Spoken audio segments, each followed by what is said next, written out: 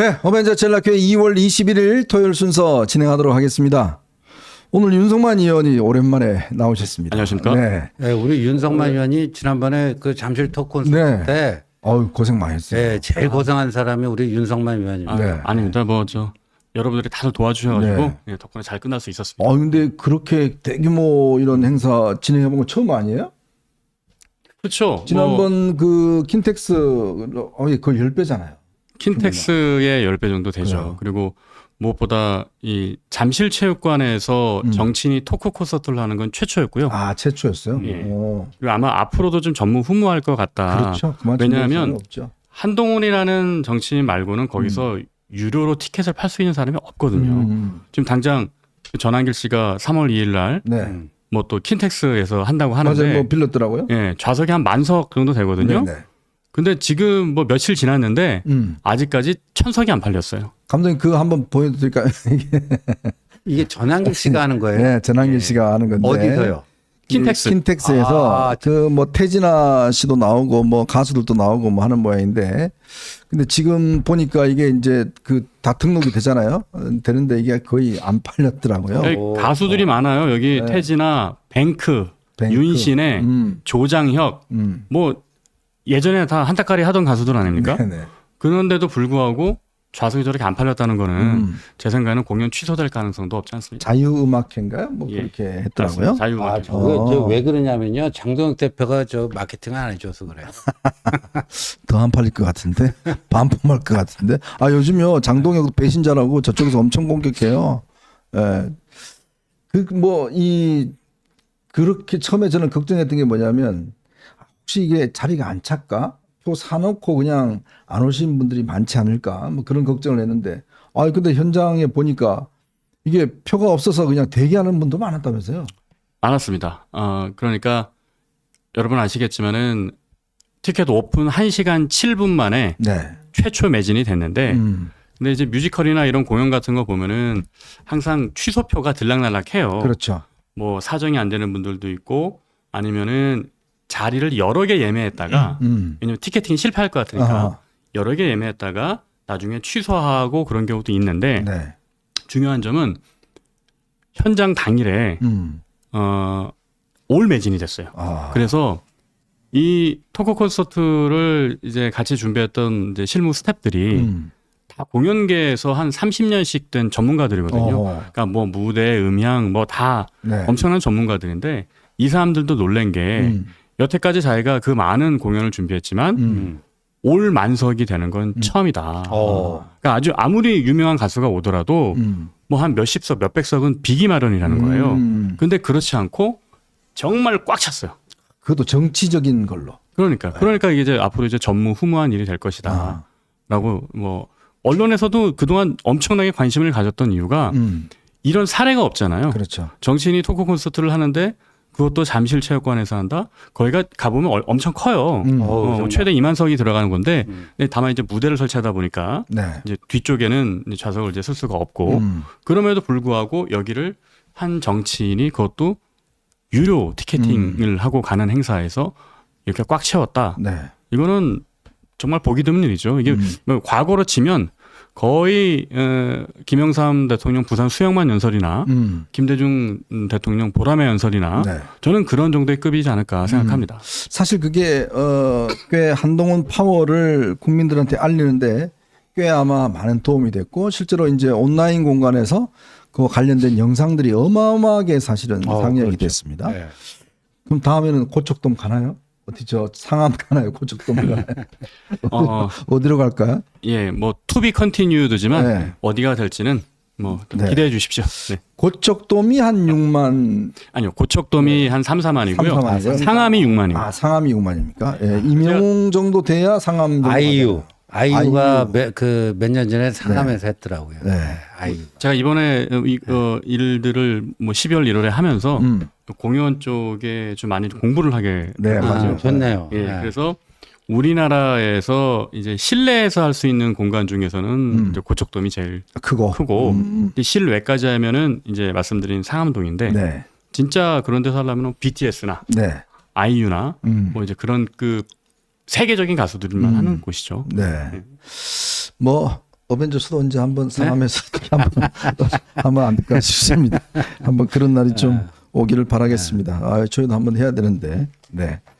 자, 오늘 아침에 깜짝 놀랄 뉴스가 하나 전해졌습니다. 참 저는 오늘 아침에 뉴스 보면서 미국 대법원이요. 트럼프 대통령이 그동안 해왔던 트럼프 관세가 결국 위법하다라는 어제 판결을 내렸습니다.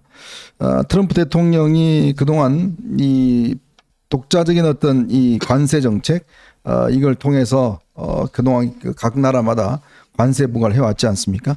그거에 대해서 이제 대법원에서 이게 원래 미국은요 관세 권한은 의회에 있습니다. 네. 근데 이 트럼프 대통령이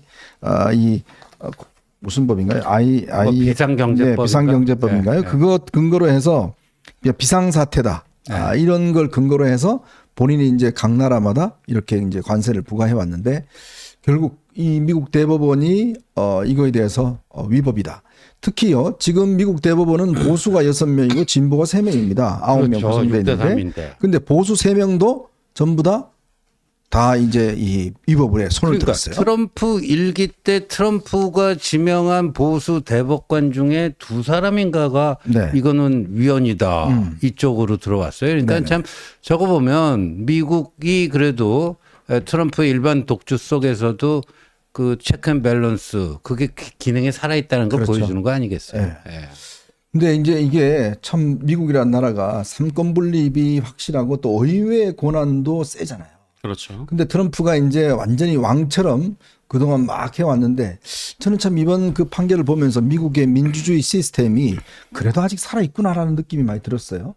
그렇죠. 그 행정부가 독주할 때 그걸 견제할 수 있는 권한이 의회에 있는 것이고, 그래서 이번에 그 관세법에 대한 판결은 그 미국 트럼프 정부가 전 세계를 대상으로 사실은 좀 뭐 과하게 얘기하면 깡패 짓을 한 거나 네네. 다름없지 않습니까?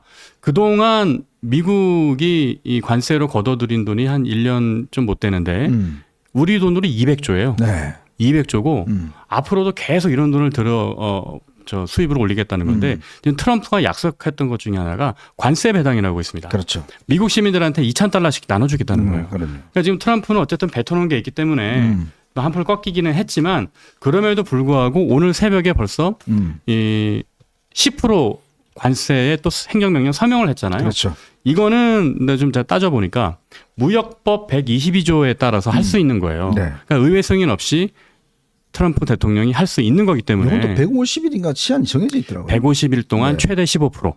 근데 이제 10%로 150일까지 할 수 있는데 이건 뭐냐면 그때까지 시간을 좀 벌겠다는 겁니다. 시간을 벌겠다는 거고 뭐 우리한테 유명한 그 슈퍼 300일조라고 있지 않습니까? 네네네, 있죠. 슈퍼 300일조가 뭐냐면 미국의 안보에 좀 위협이 될 때 그럴 때 이제 행정부가 관세를 좀 매길 수 있다라는 그렇죠. 그런 부분인데 아마 트럼프 행정부는 이걸 비롯해서 많은 부분들을 좀 검토하고 있는 것으로 좀 알려지고 있고 지금 이런 상황에서 우리 정부가 해야 할 것은 어쨌든 좀 불확실성이 계속 커져가고 있기 때문에 이렇기 때문에 미국과의 협상 이 문제를 좀 잘 풀어야 되는데 지금 문제는 미국이 하는 말 다르고 우리 정부가 하는 말이 다르단 말이에요. 믿을 수가 없어요. 네, 뭐 3,500달러를 어떻게 투자하고 어떻게 가져갈 건지도 다 말이 다르기 때문에 이런 부분들이 좀 깨끗하고 투명하게 밝혀져야 되는데 지금 그런 것들도 하나 되고 있지가 않아요. 그래서 이재명 정부가 이거를 좀 어떤 식으로 해결해 가고 있는지 이 부분에 대한 어떤 그 투명한 공개 지적들이 좀 잇따라야 될 것 같습니다. 근데 이거 이렇게 위법을 내버리면 그동안 걷었던 거 다 돌려줄 받아야 글쎄 이제 대법원이 미국의 연방 대법원이 조금 위헌 위법한 것이다라고 판결을 내렸는데 그러면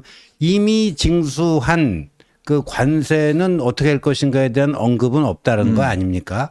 그러니까 트럼프가 알아서 스스로 뱉어낼 리는 만무하고 그래서 지금 기업에서 관세를 문 기업에서 줄 소송이 이어질 수밖에 없는 네. 뭐 이런 것 같아요.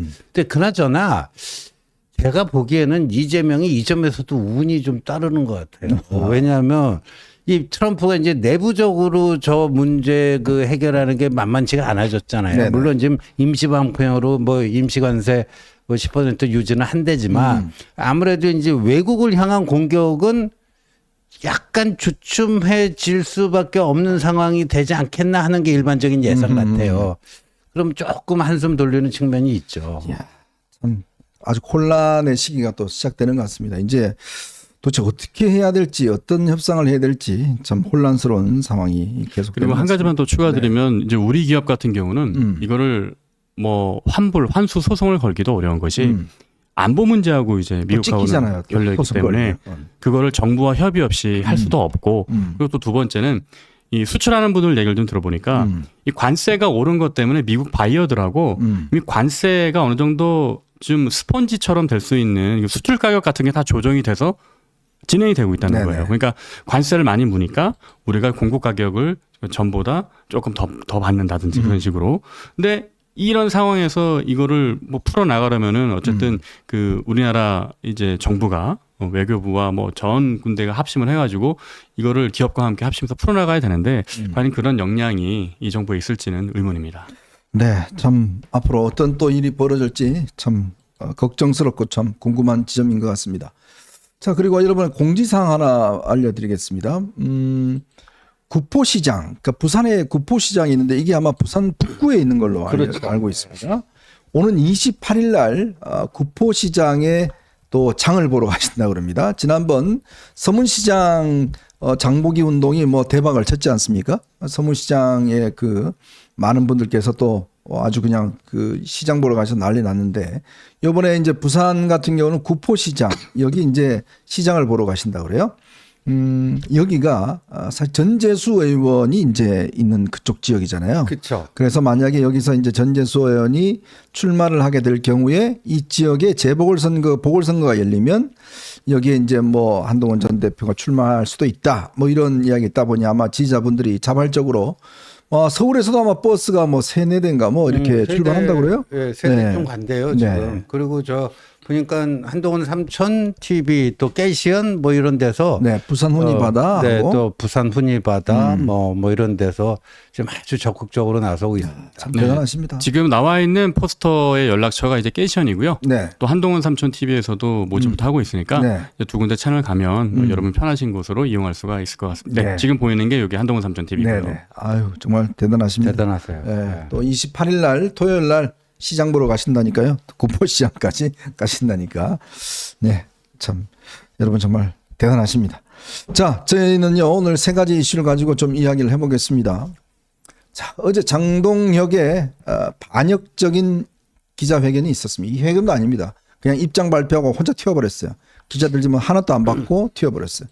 이런 걸 왜 기자회견이라고 그런지 모르겠어요. 글쎄요. 그냥 입장 발표 네. 그렇게 하면 될 텐데, 자, 모든 언론들이 전 언론들이 오늘 한동훈이 아니죠. 장동혁에 대한 포문을 열었습니다. 사설과 기사를 통해서 아주 대대적인 오늘 이 장동혁에 대한 비판적인 시각을 보였습니다. 자, 요 문제와 함께 지금 당명 개정도 한다고 그러죠.